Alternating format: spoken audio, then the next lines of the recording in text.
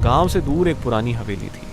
लोग कहते थे वो हवेली सिर्फ खाली नहीं है, वो लोगों को अपने अंदर कैद कर लेती है। कई साल पहले 3 दोस्त आरव, रोहित और समीर मस्ती करते हुए उस हवेली के पास पहुंचे। रोहित ने हंसते हुए कहा, चलो अंदर चलते हैं, डरते क्यों हो? समीर थोड़ा डर रहा था, लेकिन दोस्ती के चक्कर में वो भी अंदर चला गया। जैसे ही उन्होंने दरवाजा खोला, वो अपने आप बंद हो गया। तीनों एक पल के लिए रुक गए, लेकिन फिर हंसते हुए अंदर बढ़ गए। अंदर सब कुछ अजीब था। दीवारों पर धूल जमी हुई थी, लेकिन एक चीज साफ थी, दीवार पर कुछ चेहरे बने हुए थे, जैसे किसी ने पेंटिंग बनाई हो, लेकिन वो बहुत असली लग रहे थे। आरव ने ध्यान से देखा, उन चेहरों की आंखें जैसे उसे घूर रही थी। अचानक ऊपर से किसी के रोने की आवाज आई। समीर डर गया। मैं यहाँ से चलना चाहिए, लेकिन रोहित बोला, डरपोक मत बन। तीनों ऊपर जाने लगे।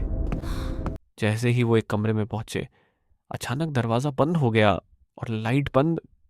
कुछ सेकंड बाद कमरे में सिर्फ एक हल्की लाल रोशनी जलने लगी। तभी समीर चीख पड़ा। आरव और रोहित ने देखा, समीर हवा में उठ गया और धीरे धीरे दीवार की तरफ खींचने लगा। अगले ही पल वो दीवार में समा गया। दीवार पर एक नया चेहरा बन गया। वो समीर का चेहरा था। दोनों डर गए।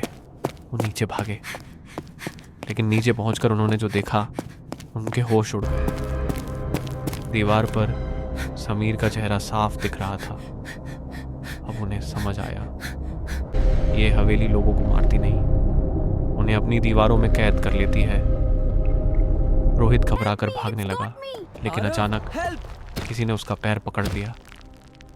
रोहित चीखा और वो भी हवा में उठ गया। धीरे धीरे वो भी दीवार में समा गया। अब वहां 2 चेहरे थे, समीर और रोहित। आरव अकेला रह गया। वो डर के मारे कांप रहा था। अब तुम्हारी बारी है। पूरी हवेली में एक भारी आवाज गूंजी, अब तुम्हारी बारी है। दीवारों से हाथ निकलने लगे और आरव की तरफ बढ़ने लगे। आरव पूरी ताकत से भागा और दरवाजा खोलकर बाहर निकल गया। वो बाहर गिर पड़ा।